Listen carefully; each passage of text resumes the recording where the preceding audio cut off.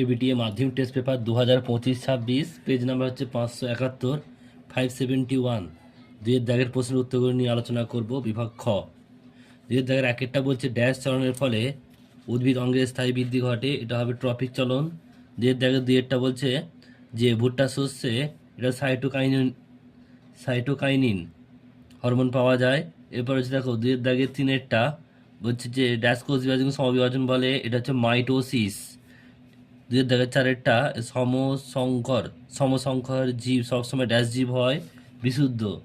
দুইয়ের দাগের পাঁচেরটা বলছে যে ইওসিন যুগের ঘোড়ার আদি পুরুষের জীবাশ্ম ড্যাশ নামে পরিচিত, ইওহিপ্পাস। দুইয়ের দাগের ছয় ড্যাশ হলো একটি গ্রিনহাউস গ্যাস, CO2। এরপর ঠিক ভুল রয়েছে 2007-এরটা ঠিক, 8-এর ঠিক, 9 ভুল, 10 ভুল, 11টা ঠিক। এরপর 12 দাগের দেখো, 12 দাগেরটা ঠিক, স্তম্ভ মেলাতে হবে। 13টা হচ্ছে অ্যাকোয়াস হিউমারের ডি হবে প্রতিসারক মাধ্যম। 2 দাগের 14টা হচ্ছে জীবাণু প্রত্যাশা, এটা এফ হবে। বলছে এটা এফ হবে। 2 দাগের 15টা হবে এটা ই। 2 দাগের 16টা জি। 17টা বি বি। আর 18টা হবে তোমাদের এ।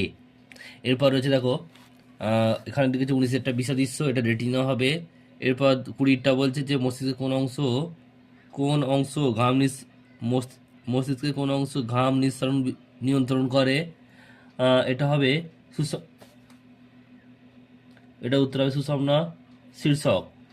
দাগের 21-টা বলছে যে মটর ফুলের বর্ণ বেগুনি, মটর বীজের বর্ণ হলুদ হবে। দাগের 22-এরটা বলছে যে কত রকমের গ্যামেট পাওয়া যাবে, 2 ধরনের পাওয়া যাবে।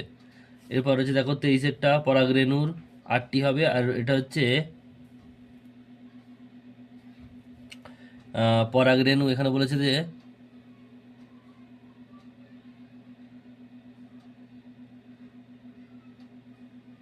মুকুল কোষ।